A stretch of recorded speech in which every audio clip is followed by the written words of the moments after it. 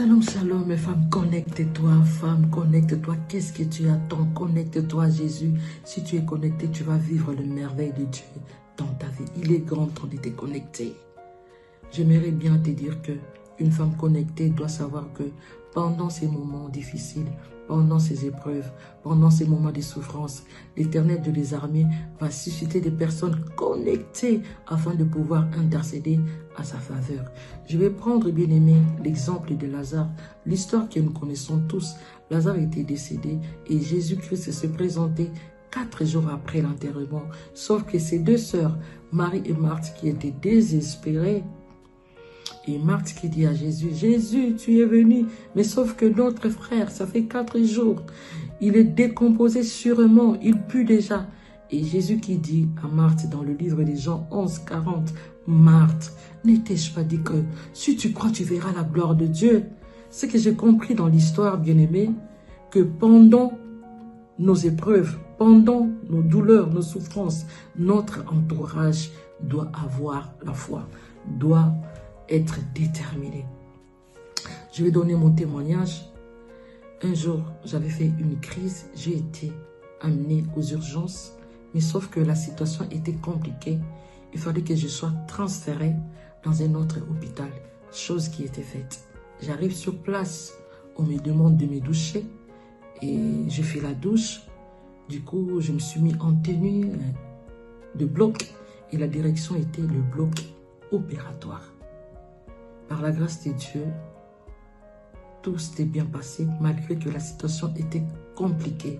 Mais le Seigneur avait mis sa main et je bénis le Seigneur pour ça. Le lendemain, le médecin est venu me voir dans ma chambre pour me donner les comptes rendus oralement. Il m'a dit les déroulements, comment c'était difficile, ce qu'il a fait, ce qu'il a mis, tout et tout. Mais sauf que madame, après l'intervention, il fallait appuyer à l'endroit opéré. Et madame, c'était moi qui avais appuyé. Mais sauf que madame, quand j'ai appuyé, j'intercédais pour vous. J'ai dit, ah bon, docteur, vous avez prié pour moi? Il m'a dit, oui, je priais pour vous. Et je bénis le Seigneur.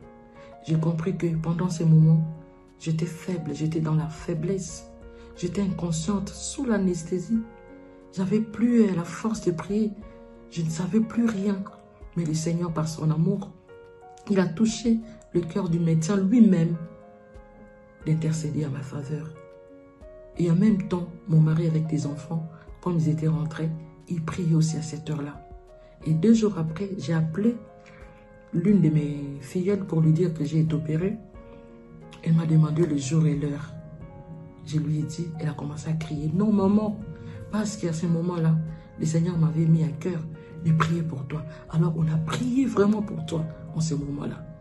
Et j'ai béni le Seigneur parce que dans la même heure, ma fillette priait, mes enfants et mon mari priaient, le médecin priait et j'ai béni le Seigneur. J'ai compris que pendant des moments de faiblesse, de douleur, de souffrance, l'Éternel de les armées va susciter des personnes disponibles, des personnes motivées, des personnes connectées afin de pouvoir intercéder.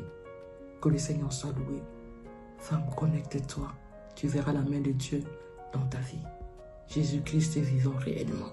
Que le Seigneur nous bénisse.